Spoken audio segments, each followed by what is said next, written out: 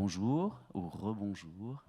Bienvenue au Festival international du film fantastique de Neuchâtel pour cette deuxième partie de notre après-midi Scream Queer. Donc un après-midi lié avec des conférences liées en fait à notre rétrospective du même nom qui propose en environ 25 films de faire une exploration des représentations des identités queer dans le cinéma de genre depuis les débuts du cinéma littéralement, puisque presque les débuts du cinéma, parce que dans notre cas, nous commençons en 1922, donc il y a 100 ans, avec le film Salomé. Et donc, il y a beaucoup de choses à dire. Nous avons eu la chance d'avoir juste avant une conférence de Didier Roth-Bettoni. C'est une surprise. Donc ça, c'est donc notre invité surprise qui va arriver bientôt. Le timing est parfait. Je parle trop.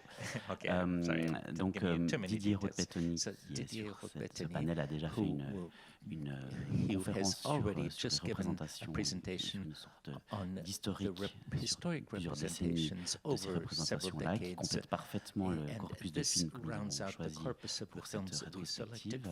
Et puis là, nous allons partir dans une discussion avec donc Didier Roth-Bettoni, qui est historien du cinéma, spécialiste en représentation LGBTIQ+, dans le cinéma en général, mais c'est intéressant de voir son regard sur le cinéma de genre aujourd'hui. Javier Parra, qui est journaliste espagnol et qui a écrit un livre qui est maintenant dorénavant un livre de référence, Scream Queer. Ça vous dit quelque chose, je pense, c'est grâce à lui que nous avons ce titre super pour la rétrospective, parce que c'est un titre de travail, parce qu'il a collaboré avec nous sur la rétrospective, et au bout d'un moment, je lui ai dit, est-ce qu'on peut utiliser le titre, parce que can we use your title, Scream Queer, because it's perfect. César, So we have to give credit where credit is due, because we have this wonderful title thanks to him, and the book is in Spanish, and I think it's going to be translated into English soon. It's available online, and it's an extremely interesting book, which also I think we can really complement his book with our retrospective, put it that way. The third person, unfortunately, was not able to be with us physically, but you heard her just a second before, Bitte Anderson, who is a Swedish filmmaker, and she's just waving to you right now. Hello, Bitte. We can see her. Sorry about that. Perfectly okay. Qui est donc la réalisatrice So de she did Die Card, one of the films featuring in the retrospective, a Swedish film that celebrates queer identities, which is part of this corpus of films that are celebratory films, so to speak. A 2014 film that we were fortunate enough to be able to present. I also wanted to thank our guests to be here with us and to have accepted our invitation. And also my thanks go to Delphine Jeanneret, who is a co-organizer for the cinema section. She does a great many things. She is a real friend of the Nifff, and she agreed to moderate this round table. So I'm going to leave you with our guest. And finally, Les Lèvres Rouges, one of the films in the retrospective with Delphine Jeanneret, an iconic cult film, will be showing tonight at about 7 p.m. with Harry Kimmel, the director. So if you want to continue with Scream Queer, you're welcome to. And now you're on. Thank you very much for that presentation. I'm going to change to English, and I'll be speaking English so that our guests, our non-French speaking guests, can understand me directly. There will be simultaneous interpretation available, so if you do require translation, please pick up a headset. And further to our debate, you can ask questions in French or in English as you wish, and they will be interpreted for our guest. So I will switch into English so that everyone on the panel can understand me. So first of all, I wanted to say that it's a great honor to moderate this, to host this session, and that you are all very lucky to have here at the festival those 20-something titles of in the retrospective Scream Queer, which is a unique retrospective, and I hope you will have the opportunity to watch as many films as possible. So before we open the discussion, I would like to introduce our speakers in a little bit more details than the main introduction. So first, Javier Parra, you're a film critic from Spain, and you have a degree in from the University in Contemporary Film and Audiovisual Studies from Pompeu Fabra University, and you're often invited as a film critic in festivals, as a programmer and a jury member, and you're the author of several books, Terror en série, La madre terrible en el cine de terror, and Scream Queer, la representación LGBTIQ+ en el cine de terror. They are not translated into English, or I didn't find them, so sorry for my accent in Spanish. And you also participated in the retrospective of that is presented here, Scream Queer, which is named after your book, and we will discuss this just after. And we have Bitte Anderson, who is a filmmaker from Sweden. She first encountered subculture through her older sister's comic books collection, Los Bros Hernandez, a queer punk comic, Love Rockets, which made a big impact on you and on your future artistic life. You played also in a punk band called Die Hard, after which you also called your film. And you discovered queer communities through music and fanzines. You took a bachelor in fine art, but didn't really feel at ease in the art world. So you also created, you opened a queer and feminist bookshop, social space called Halong Grattan. And after 4 years, you sold you gave your bookstore to some friends to go back to school and to do a master in visual communication. And for this master, you created your film Die Hard in 2015. And at the moment, you also work on graphic novels and comics, besides your work as a filmmaker. And we also have the pleasure to have Didier Roth-Bettoni, a film scholar and film historian from France. For those of you who had the chance to be just before at his conference, we had already a quite thorough insight on the history of queer representation in fantastic cinema. So you're a journalist and historian. You're specialized in gay representations in cinema, and you collaborated to a lot of cultural journals and magazines, as well as LGBTIQ+ press. You were also the former artistic director of Chéri Chéri Film Festival in Paris, and you wrote many books on gay representations, among which I will say it in French, l'homosexualité au cinéma, le cinéma français et l'homosexualité, Sébastien au sein German cinéaste queer et martyr, et les années SIDA à l'écran. And you also produced a series of documentary on the radio channel France Culture, Quand la création rencontre le sida, and Derek German, cinéaste queer. And you were also the co-curator of an exhibition, Chant d'amour, 100 ans de cinéma arc-en-ciel, in Paris. And closer to this, you also were a curator in Lausanne, if I'm not wrong, for the homage to Barbara Hammer at Nifff, Lausanne Underground Film and Music Festival. So I'm really delighted to be speaking with you three today, because you're all very knowledgeable in your fields, and I'm sure you will answer lots of questions that the audience may ask on queer representations in genre and fantastic and horror cinema. And to start with, I would like to ask you, Javier, what about this title for your book, and for you, what are the most important horror representation like horror, gay or horror LGBTIQ plus queer representations in cinema? So first of all, I want to say sorry about my English, and I'm so glad to be here. So thanks to Pierre and Loic.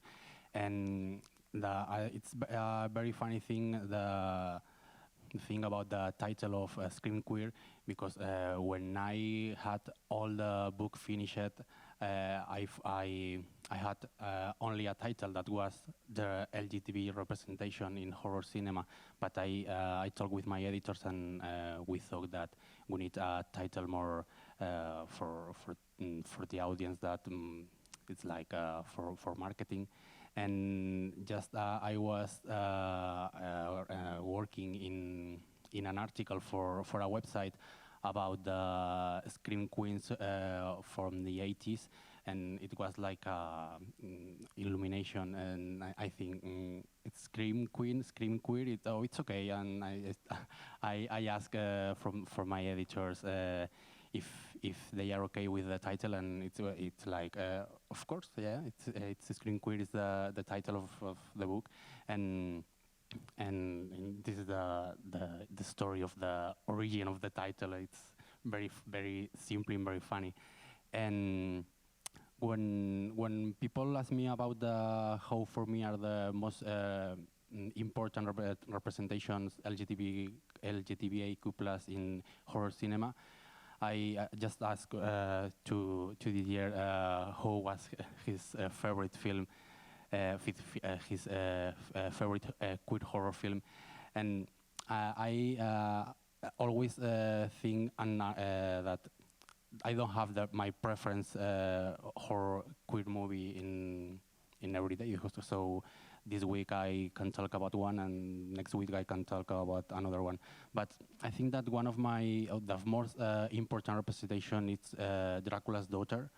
It's a very important film to the lesbian representation in horror cinema. It's filmed in 36 years for last century, and it was a film that comes the same year that the Hays Code start to work in Hollywood, and it's a Can you maybe explain just the Hays Code, because for those of you who attended the conference just before, but maybe not everyone knows.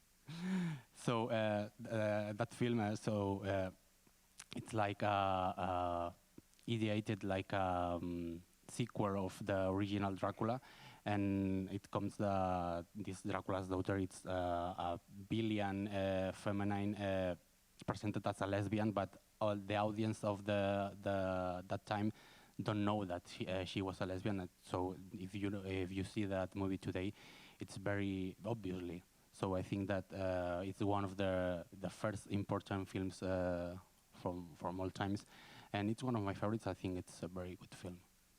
And so for you, it was important that this film was in this retrospective program as a kind of trademark or landmark of this type of representations. Yes, when we talk about the films that can be here for the retrospective, Dracula's Daughter was one of the first ones that I think that this film that it needs to be here. So, and if the audience don't know yet, I think that this festival is a very good place to see for first time. I wish to not show the film, so and can come here to see for the first time, so in big screen. So it's a very good experience. And so Didier, for you as well, you agree with this idea of this film being one of the important films that carry those ideas of representation? Oui, c'est un film très important. C'est un film. Yes, it's a very important film. Aesthetically, it's a very beautiful film. Sorry, I don't speak English, so my English is even much worse than Javier's. So, I mean, I won't even try. But I think that you do have an interpretation into English if you so wish. So it's a very important film. very beautiful aesthetically speaking and very important, as Javier says, because it comes at a turning point in the American cinema, which at the time you could find a certain kind of freedom of representation. It was the end of silent cinema and the beginning of talkies, and with the adoption of this Hays Code, which was a censure code, but it wasn't really a censorship code, but it was a self-censorship code, the Hays Code. And this came in, there were different Catholic virtue leagues and so on, which threatened the major film producers. They threatened that they would boycott the films because they had representations linked to sexuality, too open, too boring, too transgressive sexuality. So under the threat of this boycott, potentially millions of viewers, fewer viewers for these major film producing companies, well, then the film producing companies got together and they self-censored, they self-edited their films because it wasn't a government effort. It's called the Hays Code because the person in charge of the code, his name was William Hays, and he was a former U.S. Post Office director and a real reactionary, and he was in charge of managing the fundamental bans on, you couldn't show, for example, portray different things because this was, you couldn't glorify gangsters, for example, films like Scarface, and he was a kind of romantic hero, so obviously you couldn't do this kind of movie.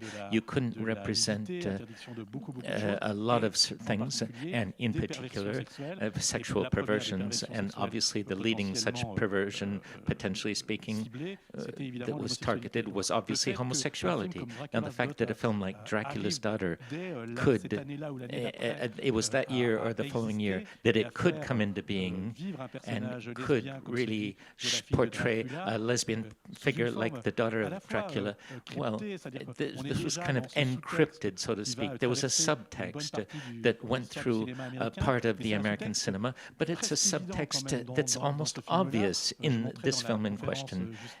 In the previous lecture, I showed an excerpt from the film where the Dracula's daughter, the personage, met a young girl in the street, got her up to her flat, and then you can hear the young girl screaming. She's getting more or less raped. So this is at a very obvious point, even though it wasn't actually physically shown on the screen. And maybe the viewers at the time didn't figure it out. But I think that the codes were strong enough so that people could still understand them, even at the time. So there is this film, and I find that it's a film above and beyond all of this, is really permeated by a certain kind of melancholy. And so I can understand full well that it would have been impossible to do this kind of retrospective without including that film. Bitte, is it also a film that was part of your historical background in terms of cinema, or on the contrary, it was not something that it was something that you discovered later on? How do you relate to this film, Dracula's Daughter? Can I just ask you to can I just ask you to increase the volume of the English translation, because it's much lower than the French, so I can't hear the English translation so well. Yes, I think the technique will do that. Sorry about that. Okay, thank you. But could you hear what has been said before? Yes, I had with Didier. It was difficult, but I heard some words. I tried to do my best. Okay. So you asked about Dracula's Daughter? Yes. So was it also for you a film that marked your influences, your visual aesthetics, or was it a film that you discovered later on? How do you relate to this particular film? I feel like an idiot because I haven't seen it yet, but I feel like a lucky idiot because I have something great to look forward to. But for me, I think Desperate Living has been my most influential film by John Waters. Yeah, and it's in an interview that you gave to Les Inrecuptibles, you talked you said that most queer films that you've seen are very serious and talk often about homophobia, depression, and suicide, and that you yourself, you wanted to make a different type of film, a more lighthearted and something that drew more into the B-movie and the queer comedy. So maybe you can talk a little bit about your own influences in this visuals field and how you grew up on your own language. Yeah, I think the luxury of being so carefree that you can worry about zombies or such shallow topics. It's like the luxury of the majority in society. And I wanted to steal that luxury into the queer community. And we should also be able to have recreational stories where we can just play around with silly problems like ninjas, etc. So I guess I've always been very inspired by queer cinema, but it's mostly been drama, and I always loved genre film, all genre film, even very sexist or homophobic genre film. I just love the field of genre films. I just wanted to pick the best out of the two worlds and make my own queer genre film.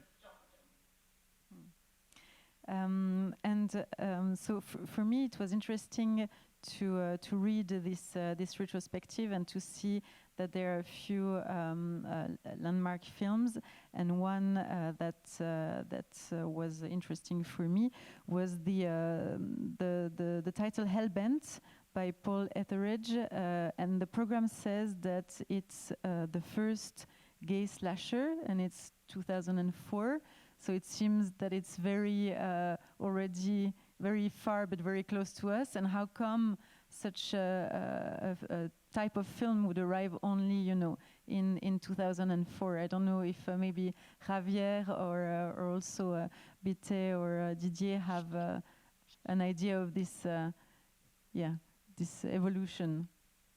So there is another gay slashers before in the 80s, but Hellbent was the first one that uses all the topics of the subgenre of the slasher to make a film with all the characters are gays and all the characters are killing like in a classic slasher film, but with all the topics. And see, it's set it in it's Los Angeles or New York. It's Los Angeles, yeah, Los Angeles, in Halloween night, and it's a killer. It's with a mask of a devil, and he's going to kill all the characters.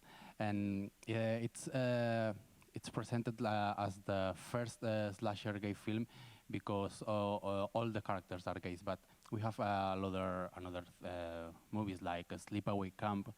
It's another very gay and camp slasher. But I think for me, it's important to Hellbent because when it was released, I was a teenager, and it's like, okay,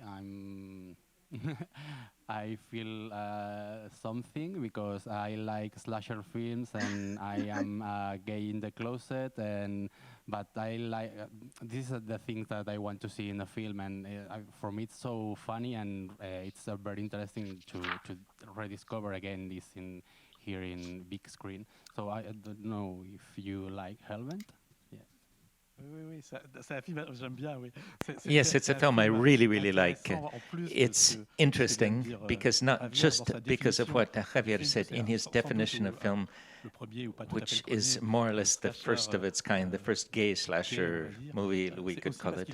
It's also because it has a very strong homoerotic dimension, a very strong sexual dimension, that dimension of desire.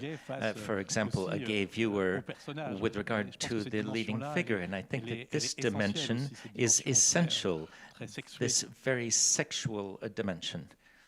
And and that's also something quite interesting, is this constant tension between the horrific and the sexual. And I don't know if you can also talk a little bit. Yes, Bitte, you're... Oh, sorry. I just thought about A Nightmare on Elm Street 2. I don't know if it's considered a slasher, but it's so gay, I think, and I'm so happy you're showing it. Such a wonderful movie. And so, and how would you? I mean, how do you think this? How come these two, elements, the horrific and the erotic, kind of get together in characters, like in LGBTIQ plus characters? How come this dimension is so strong and appears in so many movies as well? So this appears too in every horror film. So in mostly in the slasher. So in the slashers from 80s, always we can see a girl with big tits running nude, or a couple of people straight fucking. So I think that when this is in a queer horror film, they explode more this kind of sexuality, and it has another way for horror films from sexploitation, like the David Decoteau films. So it's more like homoerotic films, and I think that this line with the horror films and the erotic, it's like a very interesting wave that comes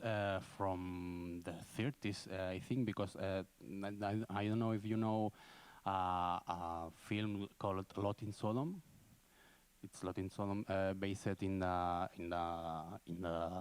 Bible, and it's like a very homoerotic film about people from Sodom who wants to fuck an angel, and it's from the 33 years. So, and later at the 70s, when with the success of Deep Throat, they start to do some pornographic films with a narrative with horror. That I think that all this stuff between the sex and horror, it's part of the genre, I think. And yeah, exactly. Yeah. Bitte, you wanted to add something? No, I'm just agreeing with everything you said. And but so for you, Bitte, because you also directed a film that has a very specific genre, also the queer comedy. And can you tell us a little bit more about this specific genre and how you built the story, how you and how come you wanted to present such a film? Yes, originally this was a school project, but it grew later into a bigger project. And first, we were a team of amateur TV makers who had an amateur TV show broadcasted from this queer bookshop. And we had an idea to make fake trailers for movies that we wish existed, because we loved genre film and we felt most genre film were very heteronormative. So we had ideas for a fantasy movie, a sci-fi movie, a horror movie, a prison movie, a martial arts movie, and all these different genre film fake trailer ideas. But after we made one fake trailer, it was so hard. It took like a whole year, and it was only like a 2-minute film. So we decided to just put all the fake trailer ideas into one movie script, and that's Die Hard. So it's like a rock band that are traveling through all our favorite movie genres. But I must warn you, Die Hard is a very amateur film. It's made by an amateur TV show crew.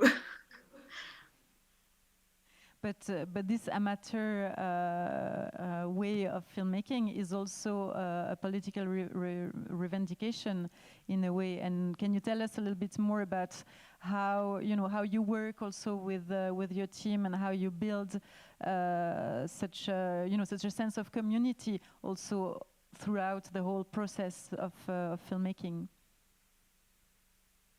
Yes, we never thought anybody would want to see our movie. Therefore, we invited everybody in the project. At least they would want to see themselves. So there is between 300 and 400 people involved in the film, just so we could be self-sufficient in audience. And the movie was an extension of the bookshop because we had such a big community around the bookshop.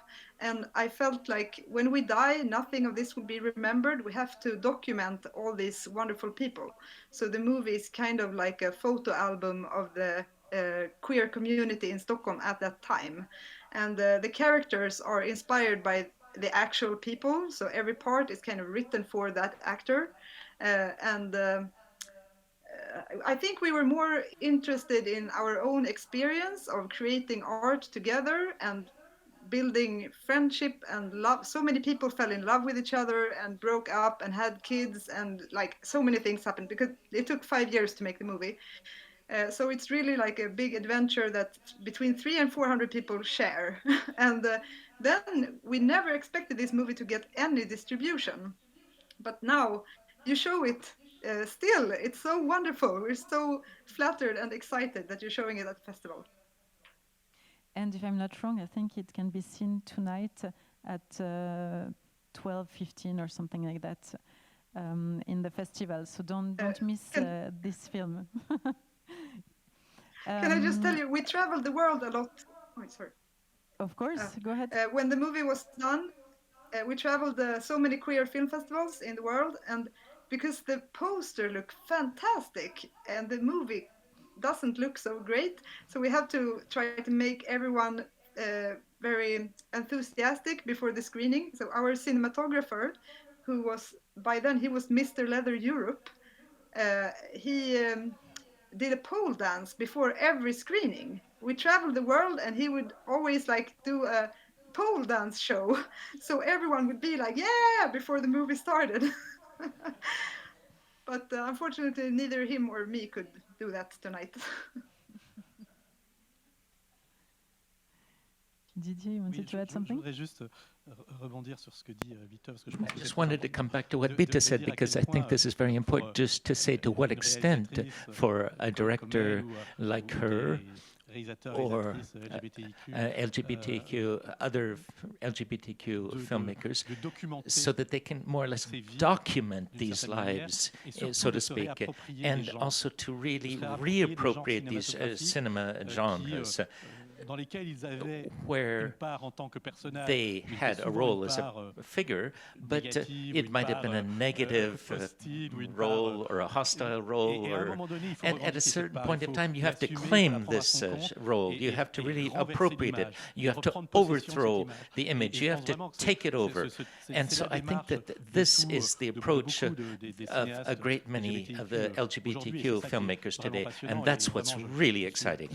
And I can really wholeheartedly agree with her. To follow on what you've been said about the economy of filmmaking, I guess it's also something quite complicated to convince a commission with a film that is not the type of film that the commission would usually read, and where people in the commission are not representing also the community. So there's a whole also process of creating a film with different characters or characters that are not yet into the main filmmaking and main industry. So this is also something I guess important to point that there is a whole different economy for such films, and maybe that also this is why genre film, or how genre film can bring up another economy, because behind a lot of elements from genre film, you can also be funded differently because of the well-known aspect of types like horror, like sci-fi, and so on. So this is also something that could be interesting to think of. And another element that I was thinking of when I was looking at the different films from this retrospective is that there are lots of films from the USA and also films from other countries, but I would be quite interested also to hear you speak a little bit more about, films from other countries than the US or the UK, films that influenced you, you know, maybe from Spain, from Sweden, from France as well, films that, that also work with a different economy and also present different representation of LGBTIQ characters or of queer cinema, digging into the social environment also in which it has been directed. So we have a Spanish film called Pictures. It's the original title. It's Photos from Elio Quiroga, and it was a film presented in Sitges. I think it's 96 or 97. And it was I don't was there because I was in the school. And but there's in YouTube there's many videos from this year in the Sitges Festival that the people that went to see the Pictures film. It was always old people called about a cult film, and in Spain today it's a very underrated film, and I think it's a cool film, so interesting to see. It's a fairy tale about transsexuality and about relationships between fathers and mothers not normal. And this is the kind of stuff from Spain that I like to talk when I talk about the horror movie representations. So we have a lot of movies like Arrebato or La piel que habito, the Almodóvar, and I think that it's very interesting to talk about the other countries because we know United States they do all the big films and they have a lot of production, and it's normal that there are more queer, more horror films with queer representation from the US. But all the films for another countries, it's so interesting because they apart from. There are films that want to copy the films from the US, but there are more representations in horror comes from another countries that are so interesting. So we have here Le Lèvre Rouge. Sorry for my French. It's from Belgium. I don't know how many films are for outside US. Pictures. Bitte wants. Yes, I really love Thai cinema, like movies from Thailand, and also I think in general all of the world that is not Christian seem to be very interesting from a queer perspective. It's not so binary when it comes to gender, and it doesn't seem so homophobic. Like I think a lot of that stuff stems from the Bible or like Christianity in colonization. So I really want to recommend every movie by Apichatpong Weerasethakul, mostly famous for Uncle Bunmi, who can recall his past lives. I don't know if you've seen it, but his first movie, I think, is called The Adventures of Iron Pussy, and it's a transgender superhero story. It's a very low-budget action comedy, very great and funny. And I think all his movies are just so wonderfully romantic, mysterious, and scary ghost movies. It's just a wonderful genre cinema. Didier? Oui, c'est un cinéma qui, à part Iron Pussy, alors, à part Iron Pussy, which is a real genre film, the other ones, yes, he actually even got the Palme d'Or in his day a few years back. So this is really a cinema that is haunted by the fantastic, but it's a very contemplative stylist. And I think a tropical melody, which is just a wonder in terms of aesthetics. I can see that Bitte agrees, obviously. She agrees with everything, Bitte. You're not here. So it really is a wonderful, wonderful film, and it's permeated by this fantastic current and queer and wonderful queer current as well. So it's hard to really kind of, I have a problem in pigeonholing it as genre cinema, because it's a cinema that's almost a genre of its own. Yes, Bitte. On the topic of tropical melody, I also want to recommend one that seems very unknown, and it's called The Blue Hour from 2015 by Anusha Bunyawatana, also a Thai filmmaker. And this is the scariest and most romantic gay horror movie I ever saw. And it's available on Amazon, so I want to recommend it to you. But I don't think he's as famous, but it has the same kind of contemplated horror, or like contemplated, it's horror movie, but it's so peaceful and calm, and it makes it even scarier. But this one has very strong class theme of like financial indifference, or I mean financial differences in Thailand. Also, I thought about the French movie Strangers by the Lake, L'étrangère du lac. Have you seen it? Don't you love it?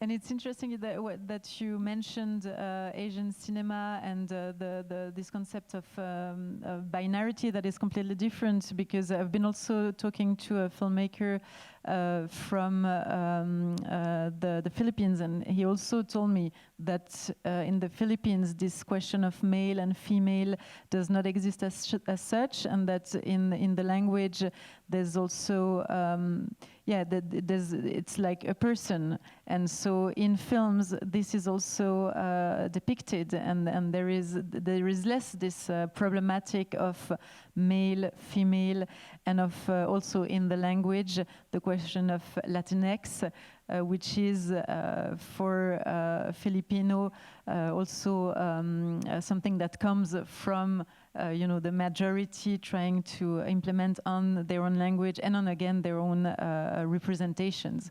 So this is also something quite interesting about this binarity and non-binarity. Yes, Bitte? And about the Stranger by the Lake, I just wanted to ask you guys about it, because I think it's I think so many movies are depicting gay men as cute and funny. It's like maybe not genre film, but other movies. They're so often it's kind of made for a straight audience. So they're trying to make gay men fit a straight audience, like they're not supposed to be threatening to a straight audience. But Stranger by the Lake, I feel like that's just cleaning my whole body of that bullshit, and it's just such a wonderful, scary, sexy, powerful, great representation of cruising culture, I think. So, and I think it's very connected to the movie Cruising with Al Pacino, if you know it. It's an old gay thriller that was protested a lot by a queer audience when it came, I think in 1983, because they thought it would give gay people a bad name, like straight people would not accept gay people if they saw this movie, Cruising. But I feel like Stranger by the Lake is like reclaiming that and just showing how free and wonderful the queer life can be. Didier, Javier, do you want to add something? I love The Strangers by the Lake, and because I love because they have very sexy characters too. Okay, but it's very naturally like the way that the film represents the cruising, and I think it's one of the best non-slasher films from last years, because it's like a slasher, but it's like a noir increasing. So I love that movie. Yeah. Oui, moi aussi, j'aime beaucoup le film. So do I. It's a film that, in addition to everything that was very well said, It's a film that really navigates between the zones, between the different genres. It's a crime detective film, it's a film about us, it's a film about everyday life. It's a fantastic film. So it's a kind of transgenre film, but it's extremely free in its representations. And yes, indeed, all of the cinema arrangé is like that. It's a film that doesn't worry about the prejudices that the hetero spectators could have with regard to homosexuality. Well, it's a cinema that really shoulders the responsibility for where it comes from, who the film director is, the author of these films, what they live, what they experience, and they just impose this in a very self-evident way that can't be challenged for the spectators, the viewers. And this is really wonderful because this gives them this freedom of thinking in the film, this freedom that is there are very few other similar examples. Bitte. Please. Sorry, you have to tell me if I talk too much. I get so excited. But I just thought I would mention something lesbian as well. And I thought about a science fiction movie called Born in Flames by Lizzie Borden. Have you seen it? It's kind of low budget. It is American, but it's very low budget. And it's about an African-American lesbian terror organization that takes over America, or that kind of starts a revolution in future America. And it's in a future social democratic America. So it's kind of a very nuanced sci-fi film with a very different perspective and voices. And that whole film is kind of looking like a long music video. It has very much montage scenes where you just see awesome women doing awesome stuff, like stealing cars, for example, and to great music. And it's just like a big celebration of Black lesbianism, I guess. And that was also very inspiring for Die Hard, that you can just like celebrate lesbianism with like every visual means you have and great music. And indeed, Didier talked about this film also in his history of representation of LGBTIQ plus characters in cinema, and of the way storytelling was also built with archives and with fake archives, and this do-it-yourself element again that we see also at work in Born in Flames. But maybe we can also talk a little bit more about the present representation, and like you ended your presentation, Didier, with an image of the film Titan, and I will be quite interested to hear about your thoughts on this film and your thought on representation, on trans identities in this film, and how did you react to it when you saw it, if you saw it, of course? Yes, I saw it. I love it. All the first part of Titan, and I think that it's a very good, not a remake, but a new version of David Cronenberg's Crash. It's so obviously, and it's a little bit queer, not only about this trans or non-binary representation that Julia Ducournau makes in the film. So I think it talks too about another kind of relationships with people and another things, because here is a girl fucking with a car.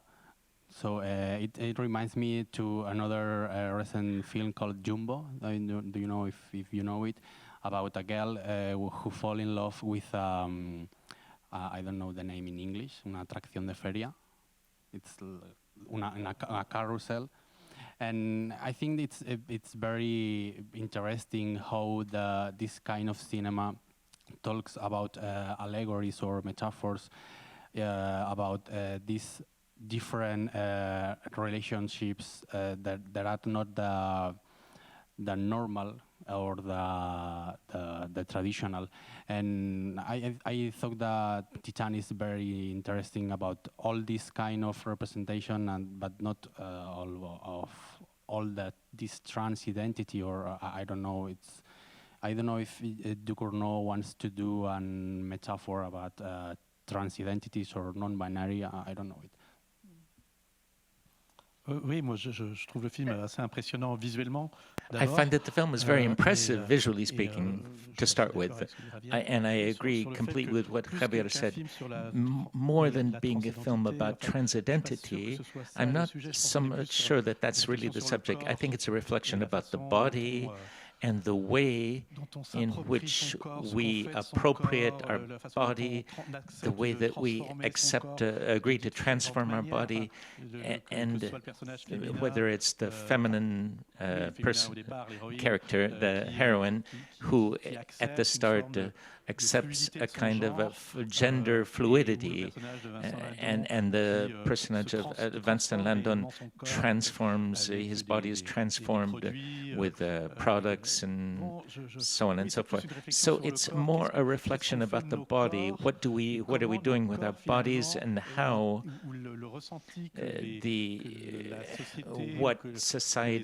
how society perceives this body, and this assigns us to identities which are not necessarily ours. And I think that it's really quite interesting, this reflection on the link between the body, or the representation, the image that the body gives of us, and the identities that are our identities, the identities that we claim and the identities that we transmit. And these are not necessarily the same identities. And I think that because of this, the film is extremely rich. Bitte? I think from a queer perspective, I'm a little bit more interested in Raw by the same director. But from a feminist perspective, I think Titan is just mind-blowing. And I think because the film industry is so male-dominated, that means some topics, some experiences, such as pregnancy, for example, has not been a topic that you can really make movies about. It's not a topic you can get funding for. It's not considered interesting for everyone, but I have been pregnant and it felt exactly like Titan. It was such body horror experience, with the whole body just transforming into some kind of crazy monster, and all you need in that situation is to receive unconditional love, no matter how bizarre things get. And I feel like that is what the main character is getting from this fireman. He's kind of giving some kind of unconditional love that's not sexual or romantic. It's some other kind of love, and I think it's just a super interesting investigation of masculinity and pregnancy, and like also, like you said, artistically and visually, it's so mind-blowing. I was so shocked when I saw it, but I really enjoyed it very much. But I don't know, have you seen Raw by her, the same director? Yeah, I think that is so interesting, with this gay man in it, where the main character has some kind of sexual attraction to a gay schoolmate. And I've seen so many fag hags in gay movies, like women in gay film, or I mean films about gay men. Women are often present as some fag hag in the background who doesn't have so much agency. It's often quite not so interesting roles to look at for me as a female viewer. So I think it was kind of funny and original to see this from her perspective, and to have the weird sex scene that kind of failed and everything. I thought it was just really fun and interesting to see this portrayed, because I think it happens sometimes in real life, and I've never seen anyone investigate it in a movie before. Also, I think that guy is such a wonderful gay character, her schoolmate.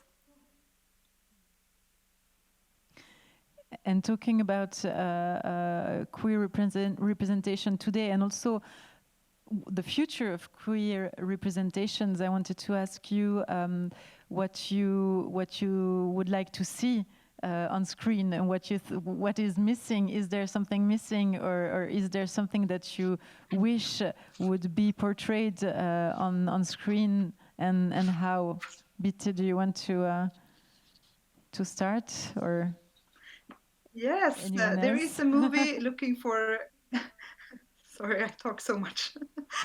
There is a movie in production right now. It's called Captain Fagatron Saves the Universe, directed by Harvey Rabid, and it's currently seeking crowdfunding. So Captain Fagatron Saves the Universe. Look it up and give it some money.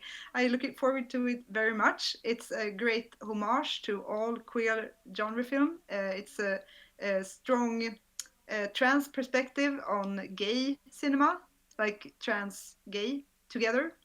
I haven't seen so much before, but I really look forward to it. Also, I pray every night that Lil Nas X will get into movies, because from his music videos you can tell he really loves moving images, so he should start making movies. I think his music videos are so great. So I just in general enjoy when marginalized groups who haven't had their voice heard so much within the LGBTQI+ community, when to hear their experiences and perspectives as well in cinema, and I think that's getting more common. So I'm looking forward. And for you, Javier? I think that in last years we are a lot of good films with good representation. I like to talk always about the Fear Street trilogy from Netflix, that it have the main character, it's a lesbian, and it's presented like it's not her sexuality is not presented as a problem like another earlier films. So and all the representation that we are seeing now in films, I think that we are going in the good way, but I think that we need to pass maybe 10 years to see this equality. It's like the heteronormative, like homosexuality, lesbian, trans representation will be okay in all the horror movies. Because many people say that why you need to put a lesbian character in a horror film, or why need to put a trans character? So because we exist, so we are part from the reality, and we can live. We have the. We want to live our horror films, horror films that are not true, but we need to stay in other this kind of representations, I think. Thank you. Je compléterai. I would just like to compliment. I agree with Javier with what he just said. These are not necessarily my favorite films, but I think it's very important that alongside a lot of films that we've referred to, some of these are small budget films that don't reach a lot of people. But I really hope that the major dealerships like Star Wars, the Marvel films, and so on, that these universes open up a little bit. Not just with a little tiny, 3-second plan here and there, and you might see a lesbian. No, I'm really waiting for these franchises to really open this up to the huge amounts of people that go see it. LGBTIQ figures, characters that are really doing something in the film. So I'm waiting for a Black Panther, gay, lesbian, or trans Black Panther. That's what I'm waiting for. Not because this is my cup of tea, because I know that there are LGBTIQ superheroes, but so that the public at large can really see this on the screen. Because when you do Black Panther, nobody really believes, black superhero, and it really, triumphs at the black box office. Why not do this with a lesbian hero, or a trans hero, or a gay hero? Why not? Because that would work it might work just as well if the film is good. So that's what I'm waiting for. I'm waiting for these characters to really exist in these big films, these really franchise films. And do you think also, because we haven't talked that much, but talking about big franchise, and we can also address the issue of series, and because maybe in this element the series is now moving forward into representations, and there are more and more series that present LGBTIQ plus characters, and that also build those characters throughout the whole series. I don't know if you can maybe give a few, 1 or 2 examples of TV series that you think are drastically changing things as well in terms of representation. Bitte? Yeah. Yes, I had 2 kids recently, so I haven't watched the last 5 years so much.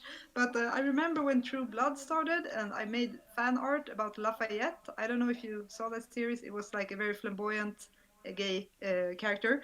And then his sister, Tara, I think, was a lesbian. So they were 2 very popular among the fans characters, Lafayette and Tara. And they were more and more present. I think in the original script they died earlier or something, but they were so popular with the fans that they lived on. And I think it was the same with Michonne in Walking Dead, who also grew bigger because of fan devotion. I'm not sure. Sorry, guys, if I'm wrong about this, but it's very depressing how these are always side characters. So I agree with Didier. Like we need series where they are the main characters, because now it's almost I think almost every comic have some queer side characters. But where are the queer main characters?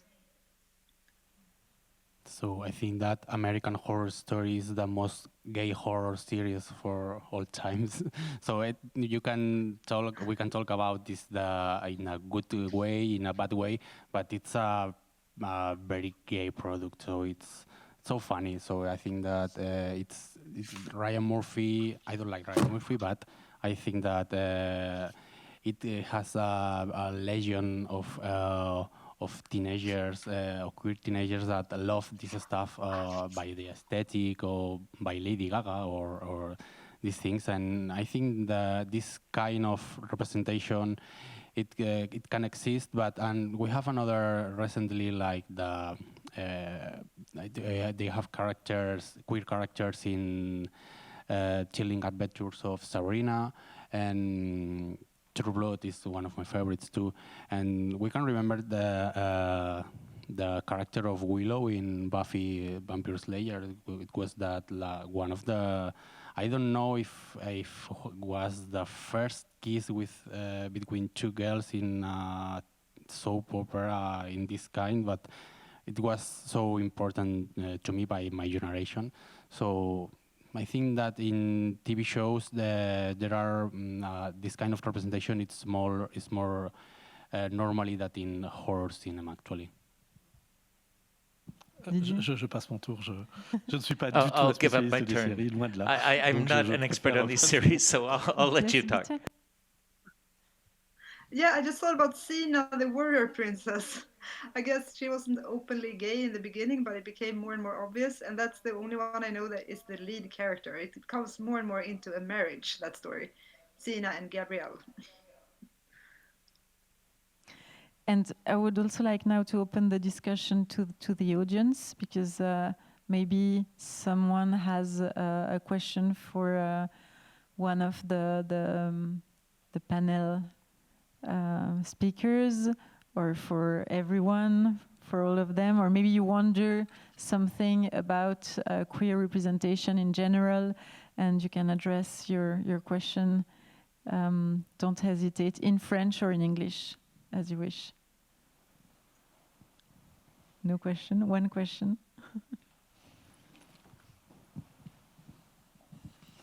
Yeah, I have a question in terms of the idea of queer representation on the screen, but I'm also thinking about the difference between, or the importance of also having representation behind the camera, and it feels sometimes as if that's secondary, because we've been talking about having in mainstream cinema, having queer representation of people seeing themselves on the screen. Do you think that perhaps having them representation behind has less of a political or social impact than those that are on the screen? Non. Oui, c'est très important. Yes, that's very qui est important derrière la indeed. caméra? Who's behind the camera? Who's filming? Le regard, What kind of a, qui porte le regard, qui what's their crée judgment l'image? Oui, bien sûr. that creates the Le image? fait Yes, qu'il y ait of des course. réalisateurs, Their gaze, LGBTIQ, c'est essentiel. if you have an Je LGBTQ dis pas que ça change female tout or à chaque male fois. director, yes, of course, it's interesting. It might not change everything, but there are some very bad LGBTQ film directors and who can do really bad films on this kind of issue. Yes, nevertheless, yes, in the lecture I gave just before this one, the importance in the history of cinema, the fact that the creator Frankenstein in the cinema, the first director, who, James Whale, was himself homosexual, and maybe that had certain implications on the fact that in this version of Frankenstein, the monster is not really the monster. The most monstrous figure in the film wasn't the monster. So it's a form of ode to difference that only a homosexual film director in this context could come up with at the time. So yes, of course, that does things. Obviously, it changes things. And when I spoke of Alain Guiraudie a little while ago in Les Étrangers du Lac and so on, this is essential. The place that they're filming, that they're telling the story, and the way in which they speak of this. Yes, of course, this is essential. I want to add that I always say that horror cinema started being queer because directors like Murnau or James Whale are openly gay. So I think that some part of their identity are on this creation. So I think that yes, it's so important who is behind the camera, and I want to remember this, that horror genre started being queer with these two legends. Bitte, you wanted to add something also? Yes, I don't know this, but I'm kind of hoping that the team behind Nightmare on Elm Street 2 had a lot of queer members. And also, I think the Batman and Robin TV series had a lot of queer people involved in the, like, Bam, Whack, that TV series. I just thought of an example of a horrible queer movie. I think it's called The Danish Girl, where I think it's a straight team who wanted to make a story about one of the first trans women who went through surgery. And they completely misrepresented history, because in real life, this woman had a lesbian relationship with her wife, and they were at the center of a flourishing queer culture in Copenhagen. But in the movie, she has a straight relationship with her wife, who is in love with a man. I mean, like, it's a problem that she's a trans woman in the marriage, but in real life, it was never a problem. And in the movie, she has no community, while in real life, her wife was a lesbian erotic comic artist. And they took this away in the movie. So straight filmmakers, they tend to really want to focus on the suffering of queer people, where queer filmmakers, I think, are more interested in showing the power, the humor, the solidarity, the creativity of the queer community, not only the vulnerability.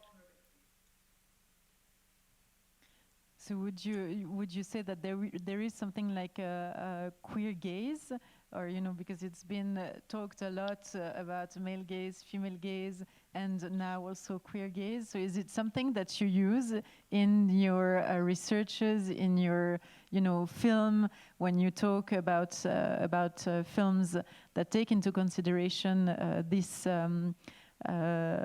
representations, and that are filmed by people who themselves belong to the community? Is it something that for you think exists, or is it something that is more theoretical and that doesn't really work Non, mais c'est essentiel, oui, oui, oui, bien sûr. Yes, it's essential, of course. I wouldn't use the necessary use of the term queer gaze, but would Jean Cocteau have done Le Son d'un Poète or The Beauty and the Beast or Orphée if he hadn't been homosexual? Well, somebody else wouldn't have done fireworks. Andy Warhol wouldn't have done the works and the films that he did. And all of course. And as I was saying a few moments ago, at some point in time, we could arbitrarily situate ourselves in the early 60s, for example, where the gays and the lesbians really got a hold of the camera lens. It was in the avant-garde cinema and the experimental cinema, but they grabbed cameras and started to do films where they really assumed their own image, where they assumed this variety of bodies, desire, different lifestyles, and so we can't really neglect that. We talk about film like it if we don't talk about Barbara Hammer, for example. So this is where things happened. At a certain point in time, men and women, or trans people who were brave enough, bold enough, got a hold of the camera and told their own stories. So, for example, the Wachowski brothers, why are they what they are? If they hadn't been themselves what they are, if they hadn't gone through all of this, if they hadn't gone through this identity, the guys who filmed Matrix, Matrix would have never been Matrix without the Wachowski brothers and what they are. No? Is there, there's another question in the audience. D'ailleurs, en parlant de série, peut-être qu'une série comme Sense8. When we speak of a series like Sense8 by the Wachowski brothers, it's incredible because it really goes into identities. So earlier we were speaking about the representation in mainstream cinema, but aren't you scared sometimes of this kind of representation? Because if we speak about Disney and everything, these people who are pretending to do good representation about LGBTQA communities, in fact, are also giving money to conversion therapy. So I think there is also a problem about that, about what the big companies want, what they want to show about LGBTQ communities and what is going on behind the curtains. So don't you think that it's very important to have filmmakers who are from the LGBTQA+ community to do this kind of movies? Oui, oui, bien sûr, mais je pense que c'est ce que yes, of course. Yes, but I think that was Après, what I was trying to say. Now, what you're saying about the fact that the major film companies, for example, well, no, Disney, we can't say they were very bold, but apparently their next film is a little bit more on LGBTQI issues. But yes, of course, there's a part of pinkwashing and all of that. But I think that this isn't the main point. I think that, of course, we can say that pinkwashing is bad and we should do so. But despite what's going on, when companies like Disney, Marvel, and others understand the power, I don't want to say the economic power, because it's awful to say that they understand that there is a political issue here in the fact that LGBTI characters, sorry, I always sometimes get it mixed up. Okay, the EQ, I don't always get it right. But the fact that this kind of character that feels obliged to have these people exist, these characters exist, I think that this is just as important as for them it's pinkwashing. I think that pinkwashing, we should be aware of it, but we shouldn't stop there. Bitte, you wanted to say also something about this, yeah? Yes, that the movie Bound, they used a lesbian sex expert to help them with the sex scenes, and I think that's why the sex scenes are so great. So I think if there's not the competence within the work group, they should make sure to have consultants to make like good, accurate representations. And also, sorry to comment, but the Matrix directors and writers are the sisters. And we didn't say that. Did we say something else? Oh, I thought you said brothers. It was. I think it was the translation. Wachowski brothers. I'm sorry. Okay, thank you. Sorry about that. Javier, you wanted to add also something on this topic? But is there another question from the audience, maybe? And if not, I wanted also to ask you, to you, Javier, because you know very well the retrospective. Which film would you recommend to the audience in particular, besides the one you mentioned first? But is there a film that really you would like the audience to discover here, because it's a film that maybe is less screened, in festivals or in cinemas? Is there a little gems here that you would like to recommend to the audience? And I will ask you the same after as well, so already think about it. We talk about Hellbent Pictures, Nightmare of Elm Street 2, but I want to recommend Dr. Jekyll and Sister Hyde. It's a revision of the Dr. Jekyll and Mr. Hyde, in which the doctor becomes in a trans. I don't know. It's trans. Yeah, it's a trans. Yeah, because he becomes a woman. It's very interesting movie from the Hammer, and I think it's a very good place to see for the first time if you don't know it. Thank you. Bitte, do you want to? Is there a film that you particularly recommend beside yours, of course? That is tonight. So I hope the people who are here will go and watch it, discover your work. I hope they will have a lot of patience if they watch it. But I can say, Die Hard, it looks like shit, but it sounds perfect because we got funding in the very last minute. So all the money went into the sound. So if you hate the image, you can just close your eyes and it will be like lovely radio theater. But I can't, the retrospective is so rich and lovely. It's like a bag of candy. It's hard to pick, but because of the sex scene, I will pick Bound. And I think it's just so wonderful heist movie. It's so genre. It's so like larger than life. And also the husband, such a funny, great character. I mean, and of course the lead ladies, it's great. Also, Bound is like the movie that all my lesbian friends, that kind of made them lesbian. So. Thank you. And you, Didier?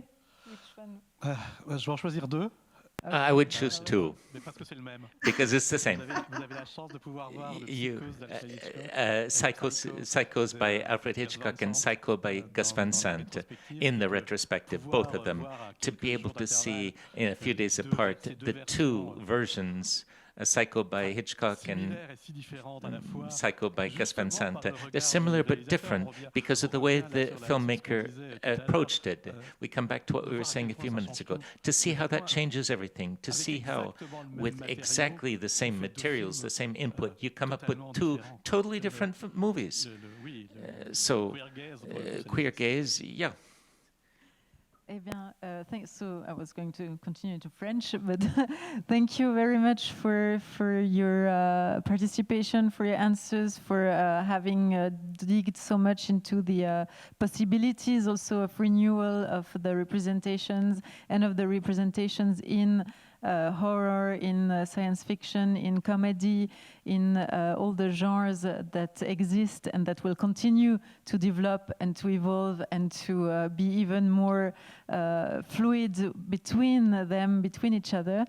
So thank you very much for your contribution, and you will be here, both of you, so I guess if anyone in the public want to come and continue the discussion, you will be around, and Bitte, you will be around with your film that we will go and watch tonight. Thank you very much. Have a good evening. Thank you.